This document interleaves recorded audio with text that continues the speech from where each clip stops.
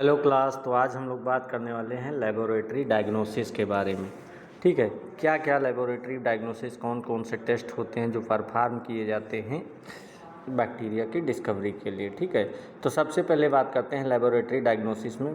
Laboratory diagnosis होता क्या है? तो मैंने बताया था कि जो पेशेंट होगा और मान लिया किसी को लेप्टोस्पायरोसिस हो गया है तो वहाँ पे क्लिनिकल सस्पेंशन होगा। तो क्या होगा, सबसे पहले सिम्टम्स देखेंगे, सिम्टम्स देख करके वहाँ पे डायग्नोसिस करेंगे। लेकिन डायग्नोसिस ऐसा नहीं कि डायग्नोसिस कंफर्म कर देंगे उसी के अनुसार वहाँ पे ट्रीटमेंट करेंगे, क्योंकि इसमें जो सिम्टम्स होते हैं सेम सिम्टम्स इन्फ्लुएंजा में, डेंगू, मलेरिया, टाइफाइड जैसे जो डिजीज़ काज होती हैं उनमें भी यही सिम्टम्स अपीयर होते हैं, जो कि यहाँ पे लेप्टोस्पायरोसिस में सिम्टम्स अपीयर हो रहे होंगे।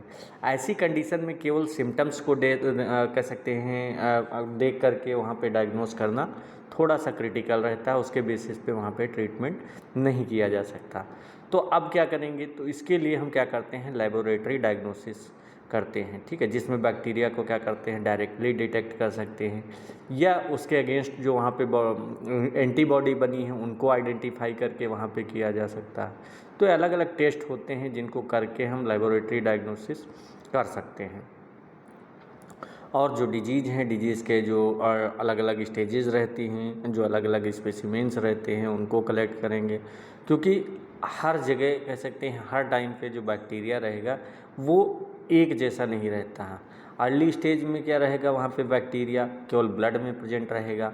बाद में लेट स्टेज में क्या होता है, वो वहाँ पे जो किडनी हो गई, किडनी में जाके वहाँ पे बैक्टीरिया मल्टीप्लाई करता है। ठीक है, तो अगर इनिशियल स्टेज है तो उस समय हम क्या करते हैं, ब्लड टेस्ट करवा करके, ब्लड का कल्चर करवा के हम उसको पता कर सकते हैं। ठीक है, और मान लिया वहाँ पे लेट स्टेज है तो इसके लिए क्या करवाएंगे, हम यूरिन का टेस्ट करवाएंगे, यूरिन के थ्रू वहाँ पे पता कर सकते हैं। तो इसीलिए अलग अलग हम क्या कहेंगे, केवल एक ही टेस्ट परफॉर्म करके वहाँ पे हम उसको आइडेंटिफाई नहीं करेंगे, एक से ज़्यादा वहाँ पे टेस्ट परफॉर्म करेंगे। ठीक है, जिससे क्या होगा, वहाँ पे हम अच्छी तरह से उसको डायग्नोस कर सकते हैं। ठीक है, तो अब इसमें सबसे पहले हम बात करते हैं माइक्रोस्कोपी की। तो जो माइक्रोस्कोपी है, माइक्रोस्कोपी का मेनली पर्पज़ क्या रहता है, जो लेप्टोस्पायरा बैक्टीरिया है इसको डायरेक्टली वहाँ पे डिटेक्ट करना, उसको हमको देख करके वहाँ पे इसको आइडेंटिफाई करना। लेकिन जो लेप्टोस्पायरा रहता है ये बहुत ही थिन रहता है। अगर इसके साइज़ की बात करें तो अप्रॉक्स वही 0.1 माइक्रोमीटर इसकी थिकनेस होती है। अब जब 0.1 माइक्रोमीटर इसकी थिकनेस है तो इसको हम जो ऑर्डिनरी कह सकते हैं लाइट माइक्रोस्कोप हो गया या ऑर्डिनरी जो ग्राम स्टेनिंग हो गया उसके थ्रू हम इसको क्लियरली नहीं देख सकते हैं। ठीक है, और ना ही इसको आइडेंटिफाई कर पाएंगे। तो अब इसके लिए करते क्या है, एक स्पेशल टेक्निक्स का यूज़ करते हैं जिसका नाम है वहाँ पे डार्क फील्ड माइक्रोस्कोप। तो या ना ऑर्डिनरी माइक्रोस्कोप से इसको देख नहीं सकते तो इसके लिए क्या यूज़ करते हैं, डार्क फील्ड माइक्रोस्कोप यूज़ कर सकते हैं, या फिर वहाँ पे इम्यूनोफ्लोरेसेंस माइक्रोस्कोपी का यूज़ किया जाता है। तो अलग अलग टेक्निक्स होती हैं जिनका हम यूज करके वहाँ पे पता कर सकते हैं। ठीक है, तो जो माइक्रोस्कोपी है ये ज़्यादा अधिक यूज़फुल होती है, क्योंकि यहाँ पे जो स्पेसिमेन होगी उसको सही स्टेज पर वहाँ पे कलेक्ट करके उसको हम देख सकते हैं। ठीक है, इसके अलावा blood detect leptospires in first week by dark field microscopy or immune fluorescence.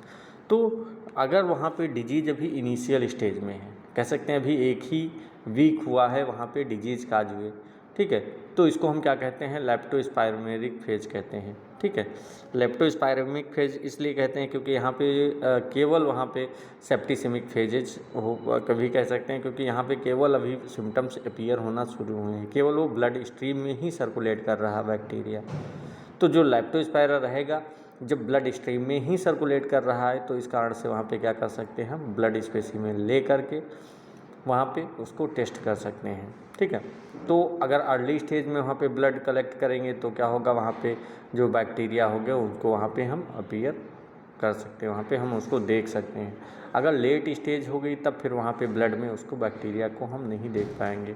ठीक है, तो फर्स्ट वीक में इसीलिए, क्योंकि फर्स्ट वीक में ही क्यों कलेक्ट किया जाता है, मेनली कारण उसका रहता है क्योंकि इस समय बैक्टीरिया का नंबर ब्लड में बहुत ही ज़्यादा रहता है और क्योंकि सेकेंड वीक से क्या होगा, क्योंकि हमारी सेकेंड वीक से हमारी बॉडी में क्या होती हैं, एंटीबॉडी बनना शुरू हो जाती हैं। अब जब एंटीबॉडी वहाँ पे बनना शुरू हो गई, जिससे क्या होगा, जो बैक्टीरिया होगा वो ब्लड से धीरे धीरे वहाँ पे डिस्ट्रॉय हो जाएगा। ठीक है, वहाँ पे ब्लड में बैक्टीरिया की प्रेजेंस कम हो जाएगी, क्योंकि जो एंटीबॉडीज होंगी वो उसको किल कर देंगी। तो इसीलिए जो फर्स्ट वीक होगा, फर्स्ट वीक के बाद अगर हम ब्लड की माइक्रोस्कोपी करेंगे तो उसकी वहाँ पे सेंसिटिविटी कम हो जाएगी और वहाँ पे बैक्टीरिया अपीयर्स नहीं होगा। ठीक है, इसके अलावा डार्क फील्ड माइक्रोस्कोपी क्यों यूज़ करते हैं, तो मेनली बता, डार्क फील्ड माइक्रोस्कोपी में होता क्या, जो बैकग्राउंड रहता है वो हमेशा डार्क दिखाई देता है। ठीक है, और जो लेप्टोस्पायरा होगा वो वहाँ पे ये कह सकते हैं चमकता हुआ वहाँ पे एक स्पाइरल से बैक्टीरिया के रूप में वहाँ उसको हम देख सकते हैं। ठीक है, तो ये टेक्निक्स में हम क्या करेंगे, जैसे डार्क फील्ड माइक्रोस्कोप होता है, यहाँ पे हम बैक्टीरिया को लिविंग फार्म में उसको मूवमेंट करते हुए देख सकते हैं।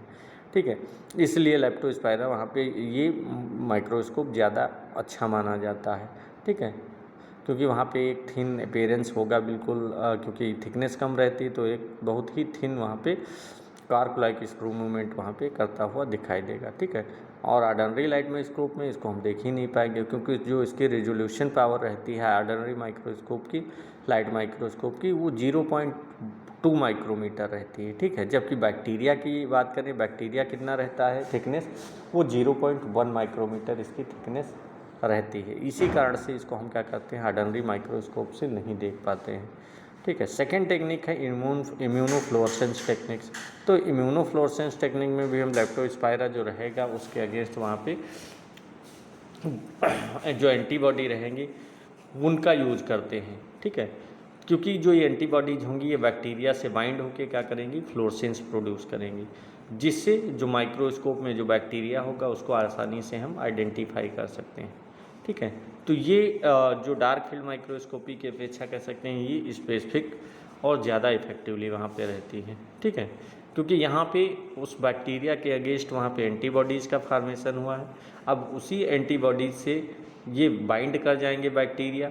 ठीक है, अब जब बाइंड करेंगे तो वहाँ पे फ्लोरेसेंस प्रोड्यूस होगा, मतलब वहाँ पे प्रतिरूप कह सकते हैं, चमक वहाँ पे प्रोड्यूस होगी, जिससे वहाँ पे हम इसको आइडेंटिफाई कर सकते हैं। ठीक है, तो अगर वहाँ पे पेशेंट 5th डेज फीवर के साथ आता है तो सबसे सही मेथड है कि स्पेसिमेन में वहाँ पे ब्लड लेंगे, ब्लड को वहाँ पे बैक्टीरिया स्ट्रीम में वहाँ पे प्रेजेंस हो सकते हैं, उनको हम देख सकते हैं। ठीक है, तो यही दो टेक्निक्स का मोस्टली हम यूज करते हैं। ओके क्लास, चलिए अब हम बात करते हैं यूरिन। तो detect in 2 weeks onwards up to 4 to 6 weeks use fresh centrifuged urine sample.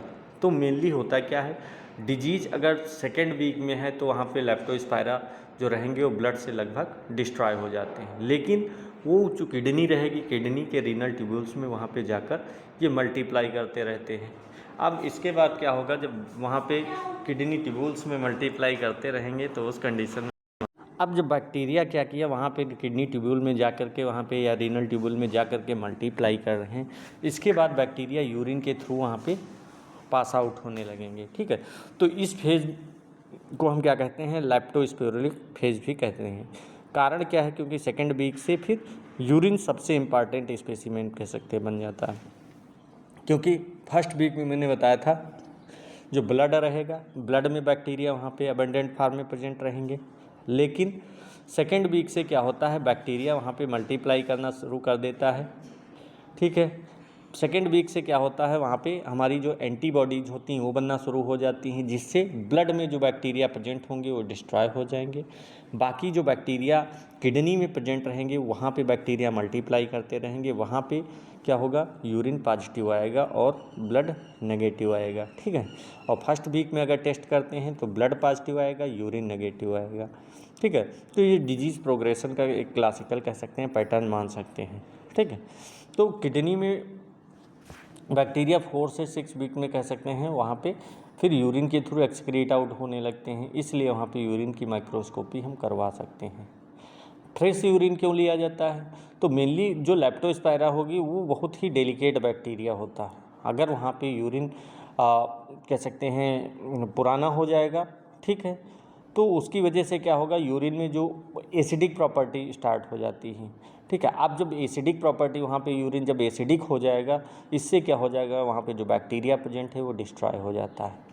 इसीलिए वहाँ पे फ्रेशली यूरिन को कलेक्ट किया जाता है और वहाँ पे बैक्टीरिया से मल्टीप्लाई कर देता है। तो बैक्टीरिया वहाँ पे सेंट्रीफ्यूज क्यों करते हैं इसको यूरिन को, तो वो इसलिए किया जाता है कि जिससे क्या हो, जो बैक्टीरिया हो वहाँ पे अगर सेंट्रीफ्यूज करेंगे तो बैक्टीरिया जो होंगे वो जो कंसंट्रेट हो जाएंगे, नीचे कह सकते हैं, वो वहाँ पे सबसे ज़्यादा डिटेक्ट किए जा सकते हैं। ठीक है, धीरे धीरे जब सेंट्रीफ्यूज करेंगे तो ऊपर क्या हो जाएगा, यूरिन आ जाएगा, बैक्टीरिया वहाँ पे नीचे सरफेस पे उनकी कंसंट्रेशन बढ़ जाएगी।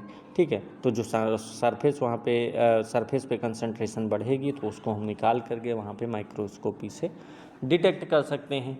ठीक है, वो उस कंडीशन में सेंट्रीफ्यूज इसीलिए किया जाता है, मान लिया वहाँ पे जो यूरिन लिया गया है वहाँ पे नंबर ऑफ़ बैक्टीरिया कम है, तो उस कंडीशन में क्या होगा, वहाँ पे उसको आइडेंटिफाई करना फिर आसान नहीं रहेगा।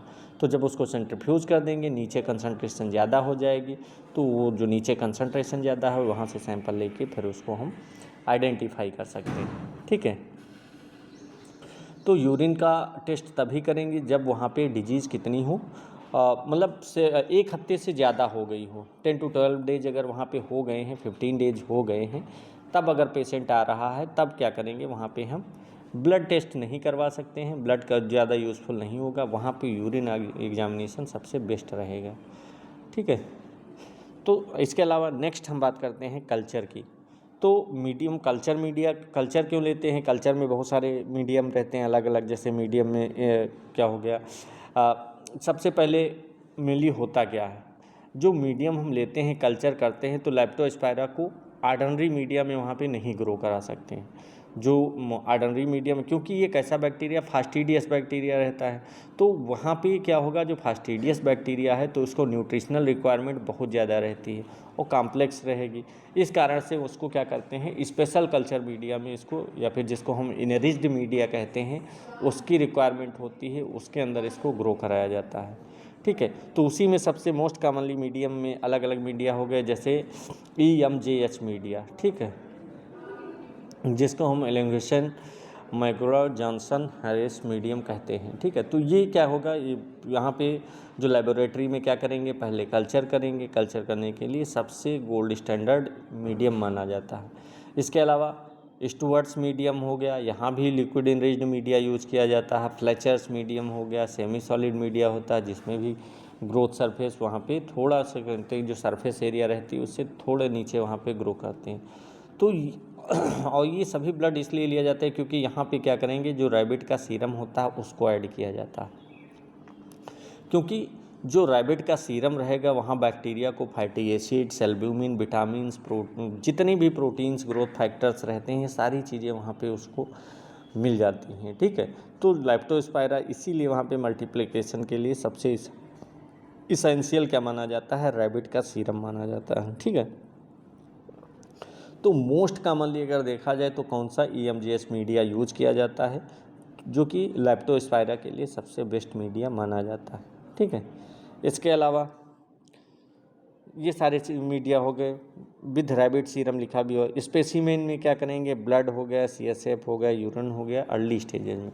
अगर कल्चर के लिए वहाँ पे स्पेसिमेन रिक्वायर्ड होती है स्टेज डिजीज़ के अनुसार, तो वहाँ पे क्या करेंगे, स्पेसिमेन जो कलेक्ट करेंगे वो वहाँ पे लेप्टोस्पायरा कलेक्ट करते हैं। इसलिए कलेक्ट करते हैं अलग अलग जगह से, क्योंकि वहाँ पे जो लेप्टोस्पायरा होता है एक टाइम पे एक ही साइड पे वहाँ पे नहीं रहेगा, क्योंकि मैंने बताया फर्स्ट वीक में ब्लड में रहेगा, फिर धीरे धीरे क्या हो जाएगा, यूरिन हो गया, CSF हो गया, वो वहाँ पे डिटेक्ट होता है। तो क्या करते हैं, इसीलिए वहाँ पे अलग अलग सैंपल लिया जाता है, ब्लड से भी करेंगे, CSF से भी कर सकते हैं, या फिर यूरिन एग्जामिनेशन कर सकते हैं। तो अगर फर्स्ट वीक में करना है तो ब्लड से या फिर CSF से कर सकते हैं, सेकेंड वीक में यूरिन से कर सकते हैं। ठीक है, तो फर्स्ट वीक में क्या होगा, वहाँ पे बैक्टीरिया ब्लड स्ट्रीम में सर्कुलेट करेगा तो वहाँ देख सकते हैं, और या फिर जो हमारा CSF रहेगा, सेरिब्रोस्पाइनल फ्लूइड रहेगा, वहाँ भी मिल सकता है। सेकेंड वीक में क्योंकि ये इम्यून फेज होती है तो यहाँ पे यूरिन के थ्रू वहाँ पे हम इसको पता कर सकते हैं। ठीक है, तो यहाँ से स्पेसिमेन हम कलेक्ट कर सकते हैं। ठीक है, फर्स्ट वीक में अगर कलेक्ट करेंगे ब्लड से करेंगे, सेकेंड वीक में यूरिन से। ठीक, अब इसके इंक्यूबेशन की पीरियड की बात की जाए तो इसको इंक्यूबेट कितने पीरियड पे किया जाता है? Incubation 37 degree Celsius. तो मैंने बताया भी कि जो मोस्ट ऑफ पैथोजेनिक बैक्टीरिया रहते हैं उनका जो इंक्यूबेशन पीरियड रहता है वो कितना रहता है? 37 डिग्री सेल्सियस, ठीक है, जिससे कि जो बैक्टीरिया हो इनिशियल वहाँ पे एडाप्टेशन कर सके और वहाँ पे मल्टीप्लिकेशन स्टार्ट कर सके।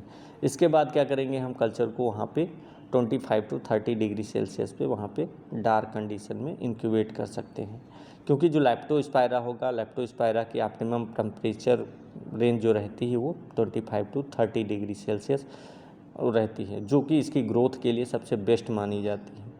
तो और डार्क इन्वायरमेंट क्यों रखते हैं? डार्क इन्वायरमेंट इसलिए रखा जाता है कि जो डायरेक्ट वहाँ पे लाइट है, मोस्टली जो यूवी लाइट होगी वो लैप्टोस्पायरा के लिए क्या रहती है? हार्मफुल रहती है, जिससे क्या होगी? उसकी ग्रोथ इनहिबिट हो जाएगी। इसीलिए उसको क्या करेंगे? एक डार्क वहाँ पे इन्वायरमेंट में रखेंगे, ठीक है। और इसके जो इंक्यूबेशन पीरियड की बात की जाए तो मिनिमम इंक्यूबेशन पीरियड इसका कितना रहता है? तो अप्रॉक्स वही 14 to 16 डेज रहता है, ठीक है। लेकिन कल्चर इससे पहले भी पॉजिटिव नहीं हो सकता है, ठीक है, क्योंकि वहाँ पे जो इनको इंक्यूबेशन पीरियड रहता है वो बहुत ही ज़्यादा रहता है। कारण क्या है? क्योंकि growth is slow, may takes week to month, क्योंकि इनकी जो ग्रोथ रहती है वो बहुत ही स्लो रहती है, ठीक है। जनरेशन टाइम जो कहते हैं जिसको, जनरेशन टाइम इनका बहुत ही लॉन्ग रहता है, ठीक है। इसीलिए इनकी जो मल्टीप्लिकेशन होगी बहुत ही स्लो रहेगी, बहुत ही धीरे धीरे होगी, ठीक है। दूसरे जो बैक्टीरिया रहते हैं वो वहाँ पे जल्दी मल्टीप्लाई करते हैं, जल्दी कॉलोनी का फॉर्मेशन करते हैं, लेकिन जो लैप्टोस्पायरा रहता है उसकी विजिबल ग्रोथ के लिए कह सकते हैं कई मंथ या कई वीक भी लग सकते हैं, ठीक है। तो स्लो ग्रोथ होने के कारण ही इसको क्या करेंगे? वहाँ पे रूटीन डायग्नोसिस में कल्चर का कम ही यूज किया जाता है, क्योंकि वहाँ इसकी जगह क्या करेंगे हम? सीरोलॉजिकल टेस्ट यूज़ कर सकते हैं या फिर PCR टेस्ट यूज़ कर सकते हैं, उसको ज़्यादा प्रेफर किया जाता है, ठीक है। लेकिन देखो, कल्चर को मैंने बताया था इसको क्या कहते हैं? गोल्ड स्टैंडर्ड टेस्ट कहा जाता है, ठीक है। तो गोल्ड स्टैंडर्ड टेस्ट कहेंगे, लेकिन इसको रूटीनली परफॉर्म नहीं करते हैं because it is slow and labour intense, ठीक है, क्योंकि बहुत ज़्यादा स्लो यहाँ पे ग्रोथ होती है, इस कारण से इसको हम यूज नहीं करते हैं, ठीक है। अब नेक्स्ट बात करते हैं एनिमल इनोकुलेशन की। अब एनिमल इनोकुलेशन की बात करते हैं। अगर कल्चर डिफ़िकल्ट है तो क्या करेंगे? वहाँ पे रिसर्च पर्पज़ हो या फिर वहाँ पे हम एनिमल इनोकुलेशन कर सकते हैं, ठीक है। तो इस मेथड में क्या करेंगे? जो पेशेंट रहेगा, पेशेंट ब्लड या फिर यूरिन को गिनी पिग जो रहता है, गिनी पिग में इनोकुलेट किया जाता है, ठीक है। अगर स्पेसिमेन वायरुलेंट लेप्टोस्पायरा अगर प्रेजेंट होंगे स्पेसिमेन में, तो वहाँ पे बैक्टीरिया एनिमल्स के बॉडी में वहाँ पे मल्टीप्लाई करेगा और वहाँ पे सिस्टमिक इन्फेक्शन प्रोड्यूस करेगा।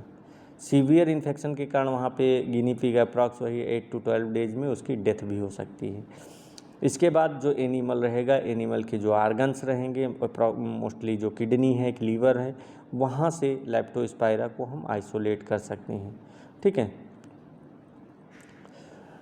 तो मोस्टली अगर देखा जाए करंट टाइम में क्या होता है, इथिकल इशू और वहाँ पे एडवांस्ड मॉलिक्यूलर जो टेस्ट होते हैं उसके कारण वहाँ पे ये मेथड जो रूटीन डायग्नोसिस होता है उसमें इसका यूज नहीं होता है, ठीक है। इसका रूटीन यूज में नहीं लेते हैं, ठीक है, क्योंकि अब वहाँ पे की जगह क्या करेंगे? मॉलिक्यूलर टेस्ट करवा सकते हैं, जैसे PCR करवा सकते हैं, ठीक है। तो इस कारण से वहाँ पे इसको रूटीन डायग्नोसिस के लिए यूज नहीं किया जाता है, पहले इसका यूज किया जाता था, ठीक है। नेक्स्ट है identification by agglutination with type specific sera, ठीक है। तो इसका जो आइडेंटिफिकेशन होगा मेनली क्या करेंगे? वहाँ पे कल्चर आइसोलेट करने के बाद क्या करेंगे? सबसे पहले आइडेंटिफिकेशन करेंगे। इसके लिए टाइप स्पेसिफिक एंटी सीरा का यूज किया जाता है। अगर आइसोलेट किसी पर्टिकुलर सीरोवर से का है तो फिर उसके अगेंस्ट वहाँ पे जो एंटीबॉडी बनी होंगी उससे बाइंड होकर वहाँ पे एग्लूटिनेशन काज करेंगी, ठीक है। वहाँ पे क्या हो जाएगा? क्लम्पिंग काज कर देंगी, वहाँ वो भी विजिबल वहाँ पे क्लम्पिंग काज होगा। तो इस जो ये रिएक्शन काज हो रही है इससे वहाँ पे पता चल जाता है कि कौन सा आइसोलेट है, किस टाइप का आइसोलेट सीरोटाइप्स है, ठीक है। तो सीरोटाइप के बारे में वहाँ पे पता चल जाता है। तो ये जो मेथड है एपिडेमियोलॉजिकल स्टडीज़ या फिर जो रेफरेंस लेबोरेटरीज होता है उनमें मोस्टली यूज किया जाता है। ठीक है, अब नेक्स्ट बात करते हैं सीरोलॉजिकल टेस्ट के बारे में। तो सीरोलॉजिकल टेस्ट में सबसे पहले antibodies appears end of the first week, peaks of 3 weeks. तो मेनली जो सीरोलॉजिकल टेस्ट होते हैं वो लेबोरेटरी टेस्ट में मेनली इसमें क्या होगा, जो स्पायरा होता है। तो सीरोलॉजिकल टेस्ट में क्या होता है, जो लेबोरेटरी टेस्ट ये भी रहता है, इसमें जो बैक्टीरिया होगा उसको डायरेक्टली डिटेक्ट नहीं किया जाता है। कारण क्या है, क्योंकि डायरेक्टली वहाँ पे डिटेक्ट नहीं कर सकते हैं। इसके लिए क्या करते हैं, मेनली जब होता क्या है, जब पेशेंट वहाँ पे पेशेंट के अंदर जब बैक्टीरिया इंटर करेगा तो क्या होगा, वहाँ पे पेशेंट के अंदर जो पेशेंट का जो बॉडी रहती है, पेशेंट का जो इम्यून सिस्टम रहता है, वो वहाँ पे बैक्टीरिया के अगेंस्ट वहाँ पे एंटीबॉडीज़ बनाना स्टार्ट कर देता है। ठीक है, क्योंकि जब भी कोई फॉरेन पार्टिकल्स हमारी बॉडी के अंदर एंटर करेगा, फॉरेन एंटीजन जिसको कहते हैं, वो हमारी बॉडी के अंदर एंटर करेगा, तो जो हमारा इम्यून सिस्टम होता है वो एक्टिवेट हो जाता है और उसके अगेंस्ट वहाँ पे एंटीबॉडी का फॉर्मेशन करने लगता है। तो जो ये सीरोलॉजिकल टेस्ट होते हैं, तो इनमें क्या डिटेक्ट किया जाता है, यहाँ पे एंटीबॉडी को डिटेक्ट किया जाता है। ठीक है, जो एंटीबॉडी वहाँ पे बैक्टीरिया के अगेंस्ट बनना शुरू हुई हैं। तो मैंने बताया भी था कि जो फर्स्ट वीक रहेगा, फर्स्ट वीक में वहाँ पे जो ब्लड के अंदर इंटर करेगा, एंड ऑफ फर्स्ट वीक में ही क्या होता है, वहाँ पे एंटीबॉडीज़ बनना स्टार्ट हो जाती हैं। तो जब एंड ऑफ फर्स्ट वीक में एंटीबॉडी बनना स्टार्ट हो जाएंगी, तभी क्या करती हैं, वो बैक्टीरिया को डिस्ट्रॉय करना शुरू कर देती हैं। इसीलिए तो हम क्या, अगर हमको वहाँ पे डिटेक्ट करना है तो फर्स्ट वीक में हम क्या करेंगे, वहाँ पे एंटीबॉडी को डिटेक्ट कर सकते हैं, लेकिन वहाँ पे इनिशियल स्टेज रहती है। लेकिन जो सेकेंड और थर्ड वीक रहता है, वहाँ पे जो एंटीबॉडी का लेवल होता है बहुत ही तेज़ी से कह सकते हैं इंक्रीज कर जाता है। ठीक है, क्योंकि फर्स्ट वीक में वहाँ पे उसके अगेंस्ट हमारा जब इम्यून सिस्टम एक्टिवेट होगा तो एंटीबॉडी बनना स्टार्ट होंगी। सेकेंड और थर्ड वीक में उनका एक्सपोजर, एंटीबॉडीज़ का एक्सपोजर बढ़ता चला जाएगा, उनका लेवल बढ़ता चला जाएगा और एंड ऑफ थर्ड वीक तक एंटीबॉडीज़ क्या हो जाएंगी, अपनी मैक्सिमम पीक पे पहुंच जाती हैं।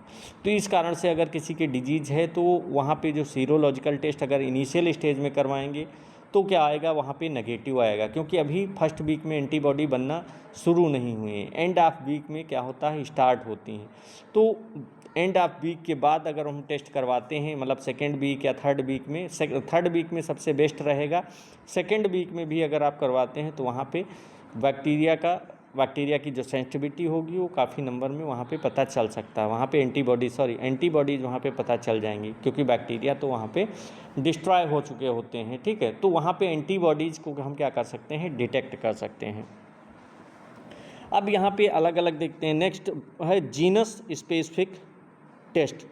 अब जीनस स्पेसिफिक टेस्ट केवल ये वहाँ पे रिप्रेजेंट करते हैं कि जो पेशेंट है, पेशेंट के अंदर जो लेप्टोस्पायरा है वो किस जीनस से, कौन से जीनस से उससे इन्फेक्टेड है या नहीं है। ठीक है, तो वहाँ पे ये पता कर सकते हैं। तो ये वहाँ पे ये नहीं बताएगा कि इन्फेक्शन किस सीरोटाइप या किस सीरोवर से हुआ है। ठीक है, तो केवल यहाँ पे अब इसके लिए कौन कौन से टेस्ट होते हैं, तो सबसे पहले इलाइजा। ठीक है, तो इलाइजा टेस्ट जिसको हम क्या कहते हैं, एंजाइम लिंक्ड इम्यूनोसार्वेंट एसे भी कहते हैं, तो ये मोस्ट कॉमनली यूज किया जाता है सीरोलॉजिकल टेस्ट। इसमें पेशेंट में क्या होगा, जो इम्यूनोग्लोबिन एम होगी या इम्यूनोग्लोबिन जी एंटीबॉडीज होंगी उनको ये डिटेक्ट करेगा। ठीक है, अगर वहाँ पे अभी रिसेंटली इन्फेक्शन हुआ है या एक्यूट इन्फेक्शन जिसको कहते हैं वो हुआ है, तो वहाँ पे IgM पॉजिटिव आएगा, जिसको हम इम्यूनोग्लोबिन M कहते हैं, वो पॉजिटिव आएगा। अगर वहाँ पे पास्ट इन्फेक्शन है या फिर कंटिन्यूस वहाँ पे लेटर स्टेज कह सकते हैं या बाद की जो स्टेजेस रहती हैं वहाँ पे डिजीज़ को टाइम हो गया है, ठीक है, तब वहाँ पे टेस्ट करवाएंगे तो क्या आ जाएगा, IgG और IgM पॉजिटिव आएगा, वहाँ पे IgG भी पॉजिटिव आएगा। तो इलाइजा कोई वहाँ पे कह सकते हैं कंप्लीट वहाँ पे कन्फर्मेटरी टेस्ट नहीं होता, इसको स्क्रीनिंग टेस्ट कह सकते हैं। स्क्रीनिंग टेस्ट के लिए, स्क्रीनिंग करने के लिए इसको परफॉर्म किया जाता है। ठीक है, क्योंकि इलाइजा की जो सेंसिटिविटी रहती है वो ज़्यादा अच्छी रहती है, इस कारण से इसको करवा सकते हैं। इसके अलावा CFT कॉम्प्लीमेंट फिक्सेशन टेस्ट कहते हैं। तो इस टेस्ट में भी क्या होता है, जो एंटीजन एंटीबॉडी रिएक्शंस होती है उसके बाद जो कॉम्प्लीमेंट प्रोटीन होती कंज्यूम होती है उससे पता करते हैं। ठीक है, तो इसीलिए कॉम्प्लीमेंट फिक्स हो जाए तो इसका मतलब होता है जो पेशेंट के सीरम में क्या होंगी, वहाँ पे लेप्टोस्पायरा के अगेंस्ट जो एंटीबॉडीज़ बनी हैं वो वहाँ पे प्रेजेंट हैं। ठीक है, तो मोस्टली आजकल अगर देखा जाए तो इलाइजा और एमिटी के कारण भी इसका यूज़ कम कर हो गया है, ठीक है। उसका यूज़ वहाँ पे अब नहीं होता है CFT का, मोस्टली ये इलाइजा का ही यूज़ किया जाता है, ठीक है। तो इलाइजा, इसके अलावा एक टेस्ट और होता है IFA, जिसको इम्यूनोफ्लोरेसेंस टेस्ट भी कहते हैं। तो ये क्या करेगा, इसमें इस टेक्निक्स में भी क्या होगा, फ्लोरेसेंट लेवल एंटीबॉडीज़ का यूज किया जाता है। अगर पेशेंट में जो पेशेंट रहेगा, पेशेंट के सीरम में वहाँ पे लेप्टोस्पायरा एंटीबॉडीज़ प्रेजेंट हैं तो वहाँ पे फ्लोरेसेंस प्रेजेंट दिखाई देगा, अगर वहाँ पे नहीं है तो वहाँ पे नहीं दिखाई देगा, ठीक है। तो ये काफ़ी सेंसिटिव और स्पेसिफिक टेस्ट माना जाता है, लेकिन रूटीन लेबोरेटरी में इसका यूज कम होता है, ठीक है। करवा सकते हैं, स्पेसिफिक टेस्ट भी है, लेकिन रूटीन एग्जामिनेशन के लिए इसका यूज़ मोस्टली नहीं किया जाता है। अब हम बात करते हैं सीरो ग्रुप स्पेसिफिक टेस्ट। सबसे पहले माइक्रोस्कोपिक एग्लूटिनेशन टेस्ट, जिसको हम अभी MAT कहते हैं। तो ये जो माइक्रोस्कोपिक एग्लूटिनेशन टेस्ट है, इसको हम क्या कहते हैं, गोल्ड स्टैंडर्ड सीरोलॉजिकल टेस्ट मानते हैं इसको। तो इस टेस्ट में क्या किया जाता है, जो लाइव लेप्टोस्पायरा सीरोवर्स रहते हैं उनको पेशेंट के सीरम के साथ मिक्स किया जाता है। अगर वहाँ पे पेशेंट के सीरम में एंटीबॉडीज़ प्रेजेंट हैं तो वो क्या करेंगी, बैक्टीरिया के साथ बाइंड करेंगी और वहाँ पे एग्लूटिनेशन या फिर क्लम्पिंग काज कर देंगी, ठीक है। तो माइक्रोस्कोप के नीचे हम इसको एग्लूटिनेशन वहाँ पे देख सकते हैं। तो इसको एग्लूटिनेशन टेस्ट, जिसको गोल्ड स्टैंडर्ड टेस्ट इसलिए माना गया है क्योंकि ये इन्फेक्शन को डिटेक्ट नहीं करता है, ये भी बता सकता है कि वहाँ पे कौन सी सीरो ग्रुप से हुआ है, ठीक है। तो इन्फेक्शन तो पता चलेगा ही, साथ में सीरोवर्स के बारे में या सीरो ग्रुप्स के बारे में भी वहाँ पे पता चल जाता है। तो इसी कारण से जो एपिडेमियोलॉजिकल स्टडीज होंगी या फिर रेफरेंस लेबोरेटरीज़ में सबसे इम्पॉर्टेंट टेस्ट या गोल्ड स्टैंडर्ड टेस्ट किसको माना जाता है, मैट को माना जाता है, ठीक है। इसको मैट कह सकते हैं या फिर माइक्रोस्कोपिक एग्लूटिनेशन टेस्ट भी कहा जाता है, ठीक है, फुल फॉर्म में। तो इसको कर सकते हैं। तो यहाँ से हम इसको पता कर सकते हैं कि लाइव कल्चर की वहाँ पे भी रिक्वायरमेंट नहीं होगी, कि इसके कारण यहाँ पे इसको लेबोरेटरी में मोस्ट कॉमनली यूज़ किया जाता है, ठीक है। इसके अलावा animal diagnosis by serology or kidney culture specially in rodents and carrier animals.